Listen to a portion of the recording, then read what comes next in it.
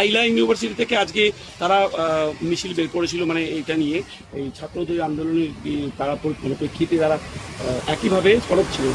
আগামী দিনে কি আপনারাও এরকম ভাবে? হ্যাঁ, আমাদেরও তো আছে, আমাদেরও চলছে, প্রতিবাদ চলছে আমাদেরও। আলিয়া ইউনিভার্সিটি আজকে ছাত্রছাত্রীরা তারা চলমান যে ছাত্র আন্দোলন চলছে সেটাকে সংহতি জানিয়ে এবং যে ছাত্রদের উপরে যে আক্রমণ হয়েছে সেটার বিরুদ্ধে আজকে একটা শান্তিপূর্ণ প্রোটেস্ট র্যালি বার করেছে। অন্যান্য ইউনিভার্সিটি থেকে আগামী দিনে বার হবে এটা। আমি মনে করি যত দ্রুত সম্ভব ভারত সরকারের উচিত হবে যে ডিমান্ড আছে, সর্বপ্রথম ব্যর্থ যেহেতু হয়েছে ধর্মেন্দ্র প্রধানজি, এই প্রশ্নটি আটকাতে ব্যর্থ হয়েছে, এই দায়নে তার পদত্যাগ করা দরকার। দেখুন, লালকৃষ্ণ আডবাণীজি ওটার সময় একটা অভিযোগ করেছিল, তিনি কিন্তু পদত্যাগ করেছিলেন, এটুকু আমাদের মাথায় রাখা দরকার। কলকাতায় শোনা যাচ্ছে ককরোচ জনতা পার্টি একটি মানে মিছিল বের হতে পারে, সম্ভাবনা রয়েছে। এটার পেছনে জানা যাচ্ছে যে মমতা ব্যানার্জি যিনি হাত রয়েছে তিনি বাংলাদেশ থেকে ইন্ধন আসছে। সব বিষয়ে বাংলাদেশ ইন্ধন, চীন ইন্ধন বা পাকিস্তানি ইন্ধন না করে যে ককরোচ জনতা পার্টি যে ডিমান্ডটা রেখেছে, যে কি পেপার লিক হয়েছে নিচে বারবার হচ্ছে, সেই ডিমান্ডে সেটা তো বসে আলোচনা করা যায়। আচ্ছা, কতদিন ধরে সুনাম অঞ্চুকি আপনার রেকর্ড ছিল, আপনার অনশনে ছিল, মানে ডায়লগ বিনিময় করা যায় না? যা দাবি রাখবে সবটাই মেনে নিতে হবে এরকম ব্যাপার নয়, আমি অন্তত এটুকু মনে করি। কিন্তু কথা বলা যায়, তো আলোচনা তো করা যায়। আপনি কতটা সমর্থন করছেন? যখন ছেলেরা যখন প্রোটেস্ট করলো তখন তারপরে লাঠিচার্জ আক্রমণ হলো। শুধু তাই না, এই ধরনের নেম প্লেট বিহীন অনেক পুলিশকে দিয়ে হচ্ছে, সিভিল ড্রেসে আছে, অনেকে বলছে গুন্ডামস্তান ভাড়া করে নিয়ে যাচ্ছে, অনেক বিতর্ক। তবে প্রত্যেকটা প্রতিবাদ যেটা শান্তিপূর্ণ গণতান্ত্রিক প্রক্রিয়ায় হবে, মানুষের স্বার্থে, সমাজের সাথে, দেশের সাথে ফিজিক্যালি কানেকশন আমি উপস্থিত থাকতে পারলেও আমি সেটাকে সমর্থন করি। আর আপনি যে প্রসঙ্গটা বললেন নিটের পেপার লিক, কিন্তু ককরোচ জনতা পার্টি নিটের পেপার লিকের নাম করে মানে কন্টিনিউ রাষ্ট্রবিরোধী কথা, স্লোগান শুধু নয়, সাম্প্রদায়িক দাঙ্গা লাগানোর অব্দি চেষ্টা করেছিল। যদি যে কেউ, আমি আপনি, ওই যারা প্রোটেস্ট করছে প্রোটেস্টাররা, যে কেউ রাষ্ট্রবিরোধী যদি কোনো স্লোগান দেয় তার কোনো ছাড় নেই। রাষ্ট্রের, দেখুন সবার উপরে রাষ্ট্র আমাদের একটা নিয়ে, সরকারের বিরুদ্ধে কথা বলা আর রাষ্ট্রের বিরুদ্ধে কথা বলা এক নয়। সরকার যে কোনো সময় ইচ্ছে পরিবর্তন হতে পারে, কখনো কংগ্রেস ছিল, এখন ভাজপা এসেছে, আগামী দিনে কেউ আসতে পারে। রাষ্ট্র রাষ্ট্র, সরকারের বিরুদ্ধে কথা বললে সেটা রাষ্ট্রের বিরুদ্ধে কথা হয়ে যাচ্ছে, এখানে কেউ ঘুরিয়ে ফেলে। সমস্যা হচ্ছে এখানে সরকারকে প্রশ্ন করলেই অনেকে বলে ফেলে এটা রাষ্ট্রের বিরুদ্ধে প্রশ্ন হচ্ছে, মোটেও নয়। আমি সরকারকে প্রশ্ন করবো না, কাকে করবো? আমি জনগণ, আমি নির্বাচিত করেছি একটা সরকারকে 5 বছরের জন্য চালানোর জন্য। সে যদি ঠিকঠাক না চালাতে পারে আমি প্রোটেস্ট করবো, প্রশ্ন করবো। কারণ এই প্রোটেস্ট করা, প্রশ্ন করার রাইট আমার সংবিধান দিয়েছে। এই প্রশ্ন করা বা প্রোটেস্ট করাকে যদি কেউ দেশবিরোধী বলে দেয়, রাষ্ট্রবিরোধী বলে, কেউ যদি লাগিয়ে দেয়, সেটাও আমি করি। প্রধানমন্ত্রী পদত্যাগও দাবি করেছেন ছাত্রছাত্রীরা, যেহেতু দীর্ঘায়ু হয়ে যাচ্ছে এবং কেউ কথা বলছেন না, এই ব্যাপারে আপনি কি বলবেন? তো যে কেউ যে কোনো ডিমান্ড রাখতে পারে।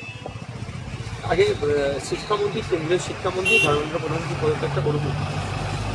একটা বিষয়, কলকাতাতে যেহেতু এটা হচ্ছে, যেহেতু রাষ্ট্রবিরোধী তকমাটার উপর লেগে রয়েছে, যেহেতু কলকাতা থেকে বাংলাদেশ, মানে পশ্চিমবঙ্গ থেকে বাংলাদেশ খুব একটা বেশি দূরত্ব না, তো কোনো রকমভাবে কি একটা মানে ন্যারেটিভ সৃষ্টি করা হচ্ছে?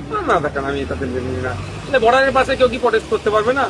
বাগদা, বনগা থেকে শুরু করে যারা আছে প্রোটেস্ট করতে পারবে না? বাংলাদেশের সাথে কলকাতার কত দূরত্ব সেটা বড় কথা নয়। ব্যাপারটা হচ্ছে, দেখুন আবারও বলছি, কেউ যদি রাষ্ট্রবিরোধী লাগিয়ে দেয় সেটা আলাদা জিনিস। আপনি সাংবাদিক, আমি একজন জনপ্রতিনিধি, আপনার সাথে কি আমি মিডিয়ার ক্যামেরার বাইরে কি গল্প করি না? দাদা ভাই সম্পর্ক আপনার সাথে আমার এরকমই, কেমন আছেন ওসব আমি বলি ভাই কেমন আছো, এই কাঁধে হাত দিয়ে হয়তো অনুষ্ঠানে ঘুরেছি। তার থেকে কেউ যদি দেখে ছবি তুলে দিচ্ছে, দেখো সাংবাদিকের সাথে এত কেন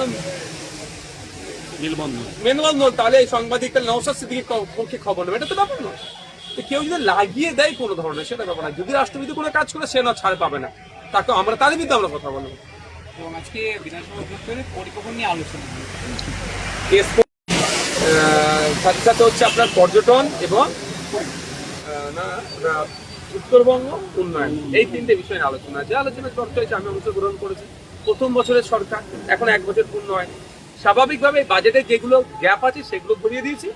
বিগত সরকারের আমলে যে যে গ্যাপগুলো ছিল, দুর্নীতি ছিল, সেটা বলেছি, এবং আগামী দিনে কি করতে হবে বেটার করার জন্য, বাংলাকে এগিয়ে নেওয়ার জন্য, স্পোর্টস বলুন বা নর্থ বেঙ্গলের ডেভেলপমেন্টের জন্য। নর্থ বেঙ্গলের ডেভেলপমেন্টের ক্ষেত্রে আপনার কার্যকারী ভূমিকা একটা থাকে শিলিগুড়ি, উত্তর পূর্বাঞ্চলের প্রবেশদ্বার, আন্তর্জাতিক বিজনেসের করিডোর, ওটা পূর্ব ভারতের অন্যতম একটা বিজনেস হাব করা যায়। সেটা কি হচ্ছে না হচ্ছে, 8টা ডিস্ট্রিক্ট নিয়ে উত্তরবঙ্গ তৈরি, প্রায় সেখানে 3,80,00,000 মানুষ থাকে। তো 8টা ডিস্ট্রিক্টে একত্রে উত্তরবঙ্গ দেখলে একটা জোন দেখলে হবে না, 8টা ডিস্ট্রিক্টে 8 রকম কমিশন আছে। মালদাতে যেমন সব থেকে বেশি ইফেক্টেড হচ্ছে গঙ্গা ভাঙন, সেটা রোধে কি পরিকল্পনা নিয়েছে।